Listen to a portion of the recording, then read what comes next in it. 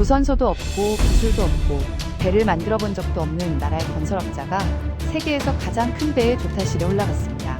전문가는 이미 불가능하다고 고개를 저은 뒤였고 500명이 숨을 죽이고 있었습니다. 그 사람의 이름이 정주영이었습니다. 오늘은 500원짜리 지폐 한 장에서 시작해서 세계 조선업의 역사를 통째로 바꿔버린 대한민국의 이야기를 해보려고 합니다. 구독과 좋아요로 대한민국을 응원해주세요. 댓글로 대한민국 파이팅 남겨주시면 더 많은 분들께 이 이야기가 전해집니다. 도대체 건설업자가 왜 26만 톤짜리 배의 조타실에 올라가야 했는지, 그걸 이해하려면 이 밤으로부터 3년 전으로 거슬러 올라가야 합니다. 1970년 당시 대한민국은 지금 우리가 살고 있는 나라와는 완전히 다른 나라였습니다. 1인당 국민소득이 250달러 남짓이었는데 지금 돈으로 따지면 한 달에 쌀 몇 가마 겨우 살 수 있는 수준이었습니다. 미국에서 보내주는 원조 물자로 끼니를 때우는 사람이 수두룩했고 서울 시내에도 포장도로보다 흙길이 더 많던 시절이었습니다. 공장이라고 해봐야 가발을 만들거나 합판을 찍어내는 정도가 대한민국 산업의 전부였습니다. 그런 나라에서 배를 만들겠다는 이야기가 나왔습니다. 그것도 작은 어선 같은 게 아니라 세계에서 가장 큰 축에 속하는 20만 톤이 넘는 초대형 유조선을 만들겠다는 것이었습니다. 당시에 이런 배를 만들 수 있는 나라는 전 세계를 통틀어도 일본하고 유럽 몇 나라밖에 없었습니다.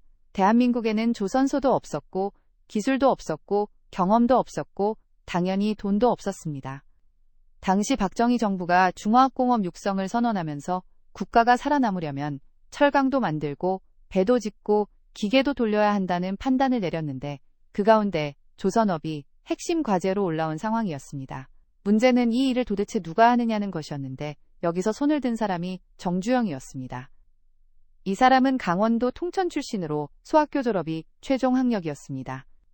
어린 시절 서울로 올라와서 쌀가게 배달도 하고 자동차 수리공장도 운영하다가 한국전쟁 이후에 건설업에 뛰어들어서 현대건설이라는 회사를 세운 사람이었습니다. 다리를 놓고 도로를 깔고 건물을 올리는 일을 하면서 사업을 키워왔는데 어느 날 갑자기 배를 만들겠다고 나선 것이었습니다. 주변에서는 당연히 미쳤다는 반응이 나왔습니다. 건설업자가 배를 만든다는 게 말이 되느냐, 조선소가 어디 있느냐, 기술자가 있기는 하느냐, 돈은 어디서 구할 건데. 하나부터 10까지 전부 없는 상태에서 세계에서 가장 큰 배를 짓겠다고 하고 있으니 상식적으로 보면 아무도 이 사람 말을 진지하게 들을 이유가 없었습니다. 그런데 정주영한테는 한 가지 확신이 있었습니다. 배를 만드는 것은 결국 철판을 잘라서 붙이는 일이고 건설도 철근과 콘크리트를 잘라서 붙이는 일이니까 본질적으로는 같은 일이라는 생각이었습니다. 물론 이 말은 상당히 단순한 논리였고 실제로 조선업과 건설업은 기술 체계가 전혀 다릅니다. 하지만 이 사람의 성격 자체가 안 되는 이유를 10가지 듣고 나서도 되는 이유 한 가지를 찾아내면 그걸로 밀어붙이는 그런 사람이었습니다. 결국 가장 큰 문제는 돈이었습니다. 조선소를 짓고 배를 만들려면 천문학적인 자금이 필요한데 대한민국 국내은행에서 감당할 수 있는 규모가 아니었습니다. 해외에서 차관을 들여올 수밖에 없었고 정주영은 유럽으로 날아갔습니다. 런던에 도착한 정주영이 가장 먼저 찾아간 곳은 A&P 애플도어라는 영국의 조선소였습니다. 이 회사의 회장 이름이 롱바텀이라는 사람이었는데 정주영은 이 사람한테 기술 제휴를 제안했습니다. 당신들이 가지고 있는 설계 도면과 기술을 빌려달라. 대신 우리가 배를 지어서 세계 시장에 내놓겠다는 것이었습니다. 롱바텀 입장에서는 상당히 황당한 제안이었을 것입니다. 조선소도 없는 나라에서 온 건설업자가 설계 도면을 달라고 하고 있으니까요. 그런데 정주영이라는 사람이 직접 만나서 얘기하면 묘하게 설득력이 있었다고 합니다. 결국 롱바텀은 기술 제휴에 동의를 했는데 조건을 하나 달았습니다. 자금은 당신이 알아서 해결하라는 것이었습니다. 자금을 구하려면 은행이 필요했고 정주영은 바클레이즈라는 영국의 대형 은행을 찾아갔습니다. 은행 쪽 반응은 예상대로였습니다. 대한민국이 정확히 어디에 있는 나라인지도 잘 모르겠고 조선소도 없는 상태에서 배를 만들겠다고 하니 돈을 빌려줄 근거가 없다는 입장이었습니다. 그런데 은행 쪽에서 길을 하나 열어두기는 했습니다. ECGD라고 하는 영국 수출신용보증국의 보증을 받아오면 차관을 검토해보겠다는 것이었습니다. ECGD 보증이라는 것은 사실상 영국 정부가 이 거래를 보증한다는 뜻이었으니까 영국 정부를 설득해오라는 이야기나 마찬가지였습니다. 거기에 은행은 조건을 하나 더 달았습니다. 배를 사줄 선주를 먼저 데려오라는 것이었습니다. 조선소도 없고 배도 없고 기술도 없는 사람한테 배를 사겠다는 고객부터 먼저 구해오라는 것이었는데 지금 생각해보면 거의 불가능에 가까운 요구였습니다. 정주영은 그리스로 날아갔습니다. 당시 세계 해운업의 중심지가 그리스였는데 그리스 선주들이 전 세계 유조선의 상당 부분을 갖고 있었습니다.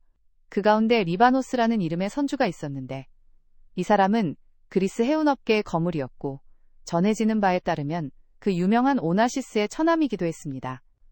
정주영이 리바노스를 직접 만났습니다. 그리고 26만 톤급 유조선 2척을 주문해달라고 요청했습니다. 아직 조선소도 짓지 않은 상태에서 설계도면도 완성되지 않은 상태에서 배를 2척이나 사달라는 이야기를 하고 있는 것이었습니다. 리바노스가 물었다고 합니다. 당신 나라가 배를 만들어 본 적이 있느냐고. 이 질문에 정주영이 어떻게 대답했는지에 대해서는 여러 가지 이야기가 전해지는데 그 가운데 가장 유명한 장면이 바로 500원짜리 지폐 이야기입니다.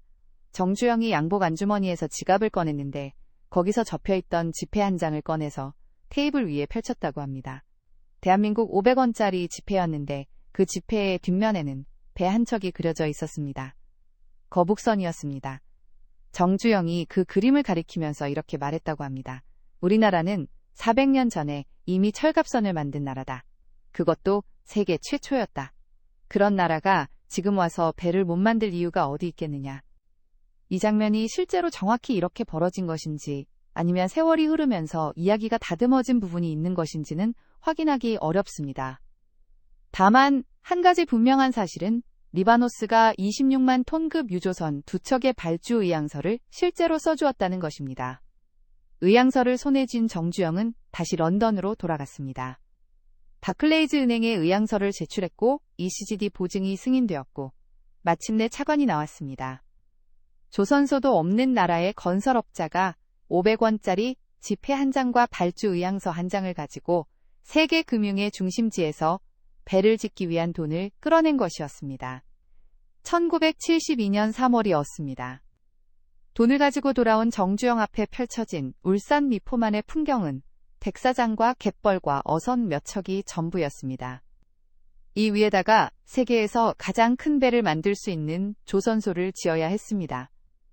보통이라면 조선소를 먼저 완공하고 장비를 들여놓고 기술자를 훈련시킨 다음에 배를 짓기 시작하는 게 상식적인 순서입니다.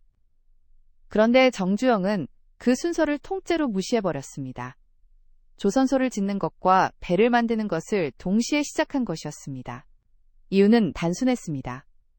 리바노스한테 약속한 납기가 있었고 조선소부터 다 지은 다음에 배를 만들기 시작하면 그 납기를 절대로 맞출 수가 없었기 때문입니다.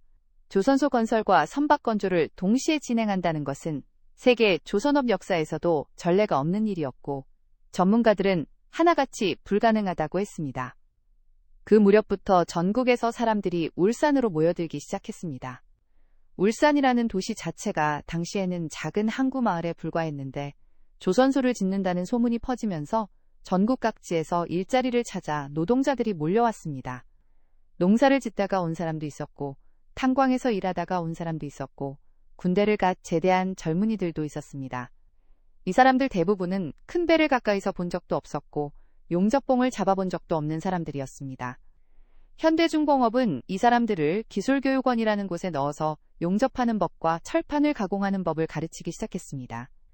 아침부터 밤까지 용접 연습을 하고 도면 읽는 법을 배우고 크레인을 다루는 법을 익혔는데 어제까지 호미를 잡고 밭을 매던 손이 오늘부터는 용접봉을 잡고 철판을 붙이고 있었던 것입니다.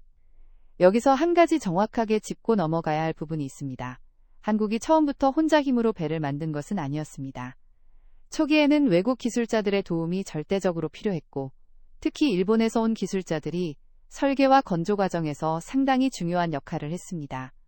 롱바텀의 A&P 애플도어에서 받은 설계도면을 바탕으로 일본과 유럽의 기술진이 현장에서 직접 지도를 하고 한국 노동자들은 그것을 옆에서 보고 배우면서 작업을 해나가는 구조였습니다.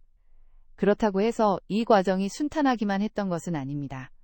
말이 통하지 않는 경우가 많았고, 장비도 부족했고, 경험이 없다 보니 같은 실수가 반복되기도 했습니다. 용접한 부위가 터지는 일이 있었고, 철판이 뒤틀리는 일이 있었고, 공정이 자꾸 지연되었습니다. 정주영은 거의 매일 현장에 나왔다고 합니다. 양복 차림으로 조선소를 돌아다니면서 진행 상황을 직접 확인하고 문제가 생기면 현장에서 바로 지시를 내렸는데, 건설 현장에서 평생을 보낸 사람이었기 때문에 공정 관리하고 일정을 압박하는 데는 누구보다 감각이 있는 사람이었습니다. 공사가 한창이던 중간에 태풍이 불어닥쳐서 아직 완성되지 않은 조선소 시설물이 파손된 적도 있었습니다. 공사 진행에 상당한 차질이 생긴 상황이었는데, 공사가 멈추지 않고 계속 이어졌다는 것은 기록으로 확인되는 사실입니다. 그렇게 2년이라는 시간이 흘렀습니다. 1972년 3월에 백사장밖에 없던 울산 미포만이 1974년 초에 이르러서는 세계 최대 규모의 조선소로 모습을 갖추기 시작했고, 그 조선소 안드라이 도계는 26만 톤급 초대형 유조선 한 척이 거의 완성된 상태로 놓여 있었습니다. 이 배의 이름이 아틀란틱 바로노였습니다. 길이 344m라는 것은 서울 여의도에 있는 63빌딩을 옆으로 눕혀놓은 것보다도 더 긴 길이입니다. 폭이 51m에 높이가 26m였고, 이 배에 기름을 가득 채우면 무게가 26만 톤이나 되는 어마어마한 크기였습니다. 이제 이 배를 바다에 띄워야 했습니다. 다시 1974년 2월 15일 새벽으로 돌아가겠습니다. 드라이도간에 물이 차오르면서 배가 서서히 떠오르기 시작했습니다. 그런데 여기서 문제가 생긴 것이었습니다. 배를 독 바깥바다로 끌어내야 하는데, 독의 입구에서 방파제 사이로 이어지는 수로가 이 거대한 배가 빠져나가기에는 너무 좁았던 것입니다. 344m짜리 배를 좁은 수로로 빼내다가 방파제에 부딪히기라도 하면 배도 부서지고 조선소도 망가지는 상황이었습니다. 해외에서 데려온 독마스터가 불가능하다고 선언한 것이 바로 이 상황이었습니다. 그런데 정주영이 조타실로 올라갔습니다. 그리고 불도저 4대의 로프를 걸어서 배를 잡아당기기 시작했습니다. 배가 천천히 움직이면서 좁은 수로를 향해 조금씩 나아갔고, 500명이 숨을 죽이고 지켜보는 가운데 배는 방파제 벽을 거의 스칠 듯한 아슬아슬한 간격으로 통과해 나갔습니다. 새벽 5시, 아틀란틱 바로노가 울산 미포만의 바다 위에 떠올랐습니다. 대한민국 역사상 처음으로 이 땅에서 만든 초대형 유조선이 바다에 뜬 순간이었습니다. 그로부터 넉 달 뒤인 1974년 6월 28일에 울산조선소에서는 3가지 행사가 동시에 열렸습니다. 아틀란틱 바로노의 명명식과 진수식, 그리고 울산조선소의 준공식이었습니다. 배가 완성되는 날하고 조선소가 완성되는 날이 같았다는 것 자체가 조선소 건설과 선박 건조를 동시에 진행했다는 사실을 보여주는 증거였습니다. 하지만 아직 끝난 것은 아니었습니다. 배를 바다에 띄운 것하고 그 배를 실제로 운항할 수 있는 것은 전혀 다른 문제였습니다. 선박이 바다에 나가려면 국제성급기관의 검사를 통과해야 했는데, 세계에서 가장 권위 있는 성급이 로이드 성급이었습니다. 1974년 11월 27일에 로이드 성급으로부터 합격 통보가 왔습니다. 그리고 바로 다음 날인 11월 28일 새벽 2시 30분에 아틀란틱 바로노는 울산 앞바다 공해상에서 선주에게 정식으로 인도되었습니다. 백사장밖에 없던 미포만에서 출발해서 조선소를 지으면서 동시에 배를 만들고, 그 배가 세계에서 가장 까다로운 국제검사를 통과해서 바다로 나가기까지 걸린 시간은 2년 8개월이었습니다. 이 이야기는 영화가 아닙니다. 드라마도 아닙니다. 1974년에 울산 미포만에서 실제로 일어난 일입니다. 500원짜리 지폐 한 장을 들고 런던과 아테네를 뛰어다니면서 돈을 만들어낸 사람이 있었고, 백사장 위에 조선소를 세우면서 동시에 배를 만들어낸 사람들이 있었고, 독마스터가 불가능하다고 한 진수를 직접 조타실에 올라가서 해낸 사람이 있었습니다. 그 사람의 이름이 정주영이었고, 그 조선소가 현대중공업이었고, 그 배가 아틀란틱 바로노였습니다. 그런데 이 배 한 척이 바다에 뜬 이후로 벌어진 일은 솔직히 여기까지의 이야기보다 더 대단합니다. 50년 동안 세계 1위를 지키고 있던 일본이라는 거대한 벽이 있었는데, 대한민국이 그 벽을 무너뜨리게 됩니다. 그런데 그 벽이 처음부터 흔들린 것은 아니었습니다. 당시 일본은 1950년대부터 조선업을 국가 핵심 산업으로 키워온 나라였고 1960년대에는 영국을 제치고 세계 1위에 올라선 상태였습니다. 아틀란틱 바로노가 바다에 뜬 1974년 시점에서 이미 10년 넘게 그 자리를 지키고 있었으니까 기술력도 압도적이었고 숙련공도 넘쳐났고 전 세계 선주들의 신뢰도 단단했습니다. 솔직하게 말하면 그때 세계 조선업계에서 대한민국을 진지하게 바라보는 시선은 거의 없었습니다. 일본 입장에서 보면 후발주자 하나가 새로 들어온 정도였고 특별히 신경 쓸 이유가 없었습니다. 그런데 이 후발주자가 무서운 속도로 따라오기 시작합니다. 1970년대 후반부터 1980년대 초반까지 현대중공업은 배를 만드는 족족 수주를 받아내면서 빠르게 성장했습니다. 아틀란틱 바로노 이후로 조선소의 규모를 계속 확장했고 건조할 수 있는 선박의 종류도 유조선에서 벌크선의 컨테이너선까지 넓혀 나갔습니다. 대우조선해양과 삼성중공업도 잇따라 조선업에 뛰어들면서 대한민국의 조선 역량은 한 회사의 이야기가 아니라 국가 단위로 커지기 시작했습니다. 그런데 1980년대 중반에 접어들면서 세계 조선업에 찬바람이 불기 시작했습니다. 전 세계적으로 해운 물동량이 줄어들면서 새로 배를 짓겠다는 주문이 뚝 끊긴 것이었습니다. 배를 만들어봐야 사줄 사람이 없는 상황이었습니다. 일본도 힘들었지만 일본은 이미 수십 년 동안 쌓아놓은 체력이 있었고 기술적으로도 고부가 가치 선박을 만들 수 있는 역량이 있었기 때문에 버틸 수가 있었습니다. 한국은 달랐습니다. 이제 막 조선업을 시작한 지 10년 남짓한 나라였고 기술 축적도 아직 충분하지 않았고 만들 수 있는 배의 종류도 제한적이었습니다. 불황이라는 것은 체력이 약한 쪽을 먼저 쓰러뜨리게 마련인데 한국 조선업이 바로 그 위치에 있었습니다. 복싱으로 치면 보디블로를 맞고 있던 시간이었습니다. 한 방에 쓰러지지는 않지만 라운드가 지날수록 다리가 풀리고 숨이 차오르는 그런 상황이었습니다. 수주가 줄어들고 적자가 쌓이고 구조조정 이야기가 나오기 시작했습니다. 그런데 한국 조선업은 이 불황기에 쓰러지는 대신 아주 중요한 선택을 하나 합니다. LNG선이라는 것이 있습니다. 액화 천연가스를 운반하는 배인데 천연가스를 영하 163도까지 냉각시켜서 액체 상태로 만든 다음에 그것을 배에 실어 나르는 것입니다. 영하 163도라는 온도를 유지하면서 바다 위를 항해해야 하기 때문에 일반 화물선이나 유조선과는 차원이 다른 기술이 필요합니다. 탱크의 소재부터 단열 기술에 가스가 새지 않게 하는 밀봉 기술에 극저온에서 금속이 깨지지 않게 하는 특수용접 기술까지 전부 최첨단이어야 하는 배입니다. 1980년대까지만 해도 LNG선은 일본과 유럽의 몇몇 조선소만 만들 수 있는 고부가 가치 선박이었습니다. 한국은 아직 이 기술이 없었습니다. 그런데 한국 조선업계는 불황기에 오히려 이 LNG선 기술에 투자를 하기 시작한 것이었습니다. 당장 돈이 안 되더라도 다음 시대를 준비하겠다는 판단이었습니다. 이 판단이 결과적으로 한국 조선업의 운명을 바꾸게 됩니다. 1990년대에 접어들면서 전 세계적으로 천연가스 수요가 폭발적으로 늘어나기 시작했습니다. 환경 규제가 강화되면서 석유보다 깨끗한 에너지원으로 천연가스가 주목받기 시작했고 중동과 동남아시아에서 생산되는 천연가스를 유럽과 아시아의 소비국으로 운반해야 했는데 그 운반 수단이 바로 LNG선이었습니다. 주문이 쏟아지기 시작한 것입니다. 한국조선업계는 불황기에 갈고 닦아놓은 기술을 가지고 이 시장에 뛰어들었고 결과는 놀라웠습니다. 한국이 만든 LNG선의 품질이 일본과 유럽에 뒤지지 않았고 가격은 더 경쟁력이 있었고 납기도 빨랐습니다. 전 세계 선주들이 하나둘 한국에 LNG선을 주문하기 시작했습니다. 그리고 1999년 12월에 마침내 그날이 왔습니다. 세계 조선업에서 어느 나라가 1위인지를 판단하는 기준 가운데 하나가 수주 잔량이라는 지표입니다. 현재 시점에서 앞으로 만들어야 할 배가 얼마나 밀려 있느냐를 보여주는 숫자인데 이 수주 잔량에서 대한민국이 일본을 처음으로 추월한 것이 1999년 12월이었습니다.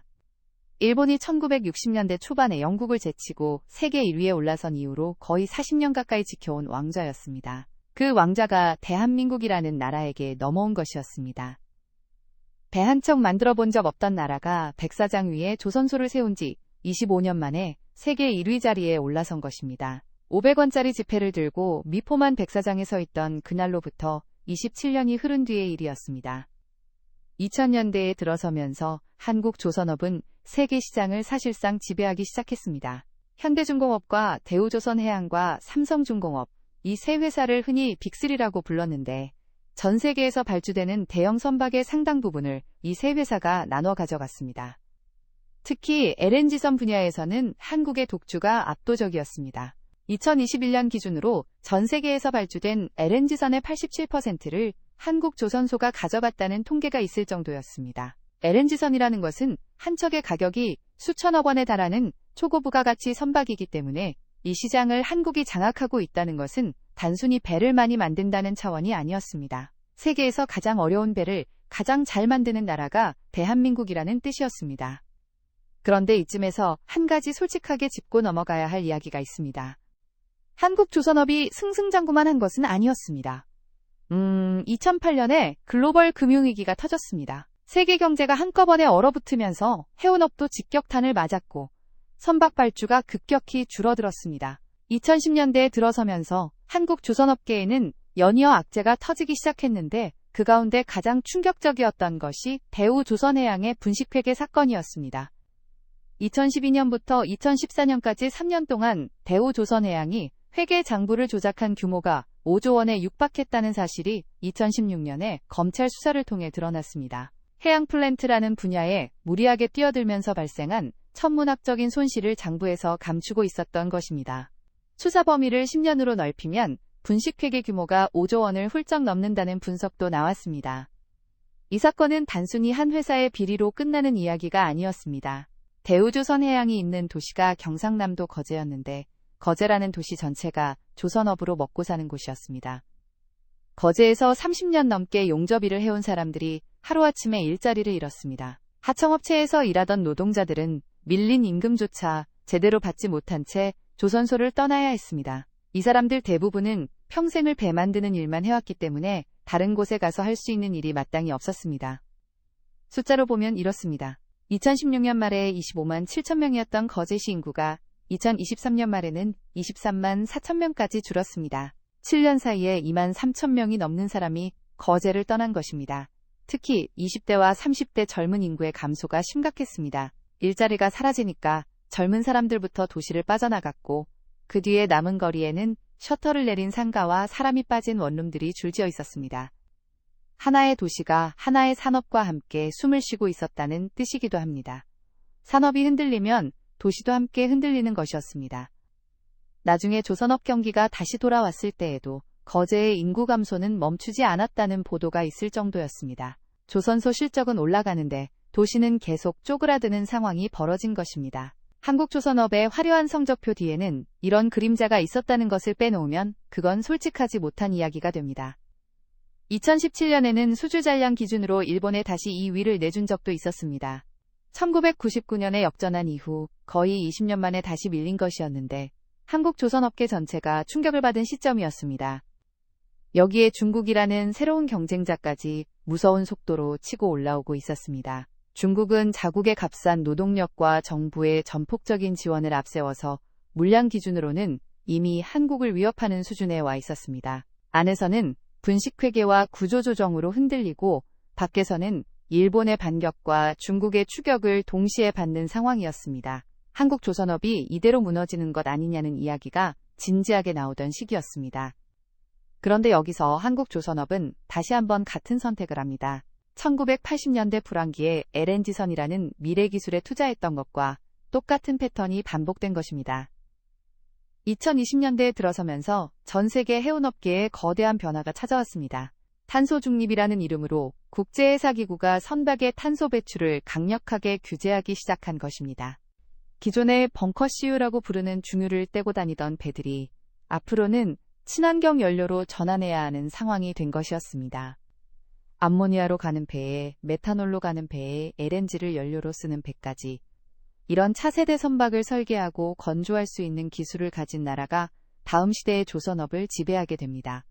한국 조선업계는 이 분야에 집중적으로 투자하기 시작했고 해상에 떠 있으면서 LNG를 저장하고 다시 기체로 바꿔주는 부유식 설비라든지 암모니아를 연료로 쓰는 추진선이라든지 하는 초고난도 선박을 잇따라 수주하기 시작했습니다.